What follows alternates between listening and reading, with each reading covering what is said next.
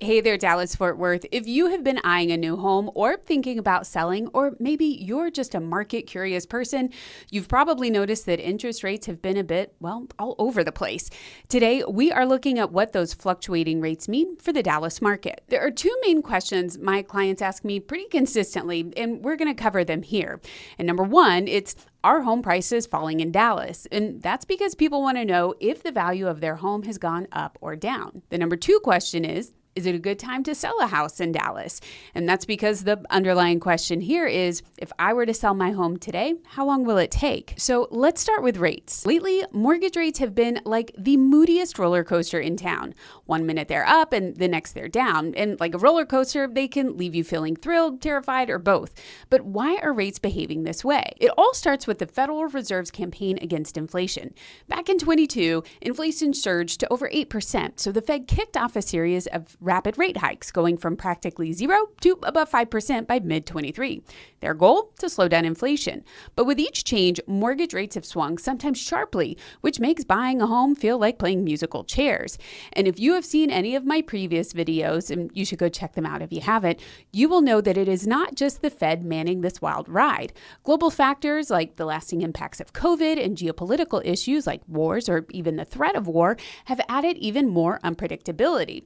In fact, rates haven't been this volatile in nearly 30 years. So yes, the whole nation is caught in a game of rate roulette, and it's definitely taking its toll on the Dallas market. I mean, in the latest mortgage application survey, we are only up 1% in mortgage applications from the same week 1 year ago.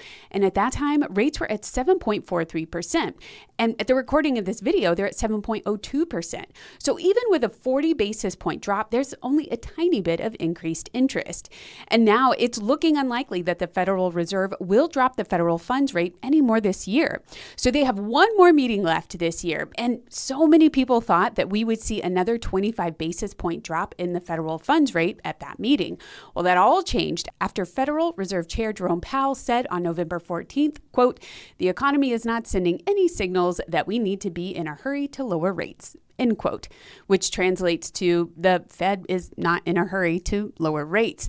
And in one day, our handy tool we use to gauge the likelihood of a rate drop at the next meeting went from 82.5% certainty we'd see a rate drop on December 18th to a 62.4% probability. So what is a hopeful Dallas home buyer to do? Well, when rates dip, consider locking in a mortgage rate as soon as possible. A rate lock guarantees your interest rate won't change for a set period. It's like saying, this roller coaster stops here for me, thank you very much. And if you are thinking that you don't want to lock a rate in because just as quickly as rates go up, they seem to go down again, I totally get it. Rate fluctuations make it feel like a game of what if, and it is tempting to want to wait for a better deal. But here's a little reassurance. A rate lock is more about protecting yourself from a sudden increase than it is limiting your options if rates should drop. Some lenders offer what's called a float down option, which allows you to lower your locked rate if rates drop significantly before you close. That way, you can enjoy the protection of the rate lock without missing out if rates happen to go down. You'll want to know if that's an option before locking in, so be sure to ask your lender first. And while rates might go down, they could also go up. Locking now gives you peace of mind and a bit of stability in a very unpredictable market. But ultimately, it's about what makes you feel most comfortable. And consider looking at new construction. Right now, we have over 10,000 new construction homes listed for sale on our MLS.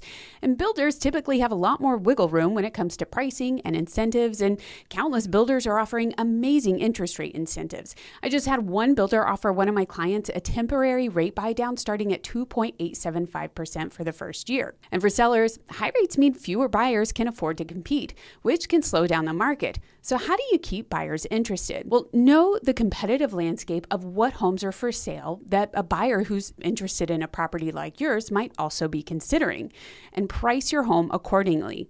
Not above the market to leave room to negotiate down.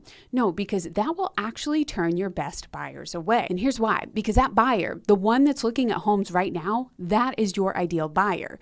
The people who are willing to pay the most for your home are those who are looking now and haven't found what they're looking for.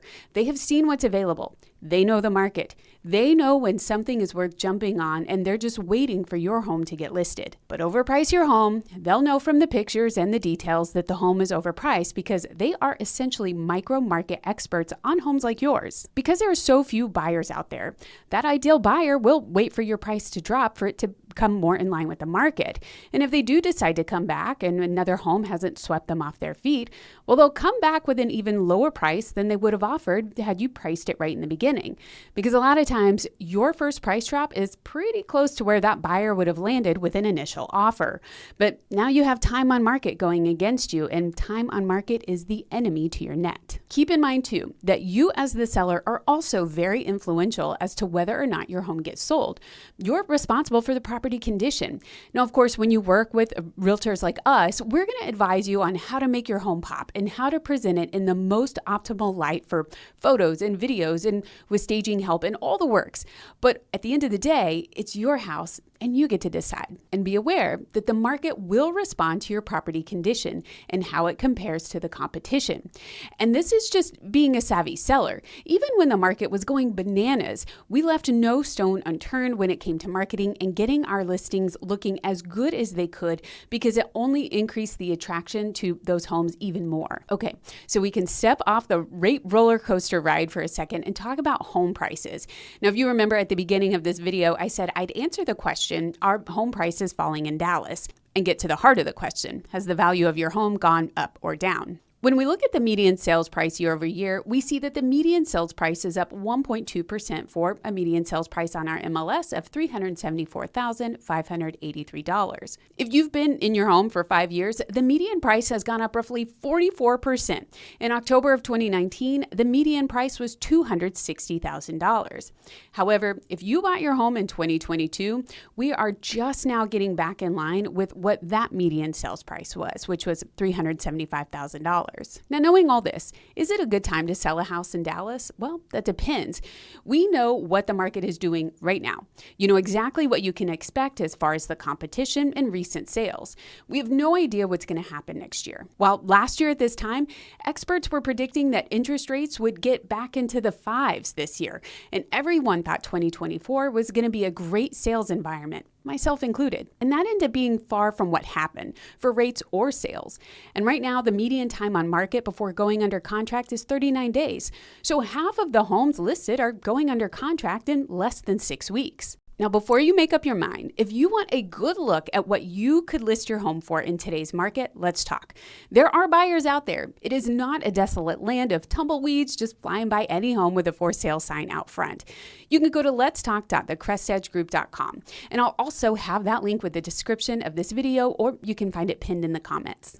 All right, that is all I have for this video. If you have any questions about the real estate market you think I should make a video about, let me know by sending me a message or putting that idea in the comments. And if you liked this video, please be sure to subscribe to this channel and keep watching for one of the next videos for more real estate insights. I'm Jennifer Shannon. I'm a broker associate with the Crest Edge Group at Keller Williams. My team and I would love to be your real estate resource of choice. If you're looking for a real estate agent, we love the opportunity to earn your business. We have 3 ways you can connect with us. You can reach us by phone or text at 214-803-4444, or send an email directly to me at jshannon@kw.com. And you can go ahead and book a free introductory call with us through the link provided in this video description. And if you're not in one of the areas we serve, we can connect you with one of our top producing real estate agents all over the nation. Thank you for watching this video, and I look forward to seeing you in the next one. Bye.